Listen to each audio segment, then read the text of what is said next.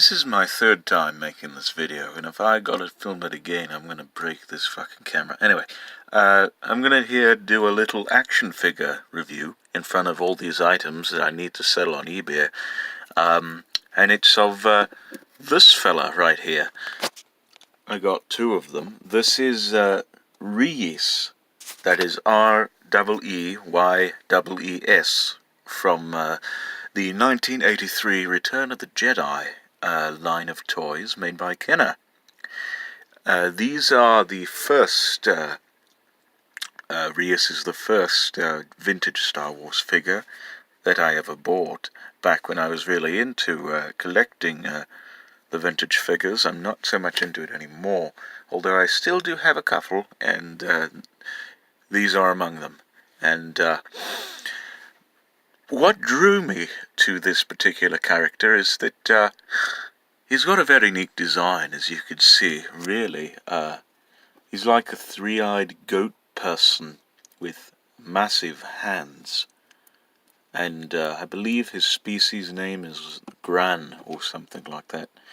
And, he just seemed very mysterious and whatnot when he was in Return of the Jedi. He was on Jabba's sail barge, and also in Jabba's palace as well. And not much information is given about him other than that. And yeah, I suppose I'll go over the detail. You can see he's got the three eyes there, with a goat's face. You could see all the wrinkles and such in the figure, which is quite nice. And there's all the accoutrement of the attire, and also his hands too look very lobster-esque. And this one in particular, this is not in the best condition because the paint's chipping and such, as you could see. That is because there are two variants of this guy. There's this one, which is pink plastic, painted up to look like a brown uniform, and this one, which is brown plastic, made up to look as if it were pink hands and such. But this one obviously being in better condition than the latter. So I suppose I can go over the articulation and such. You could rotate his head round, just like that.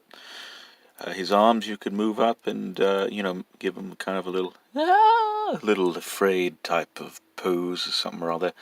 And then obviously you could do that with his legs, make it seem like he's running and such, and just have a gay old time with him.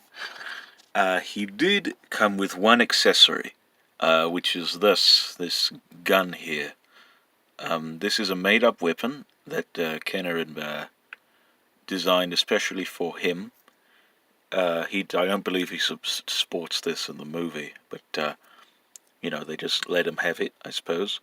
And I had both weapons for both of these figures at a time, but I only have one now that I could find.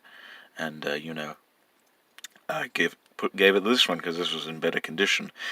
This weapon, incidentally, is almost impossible.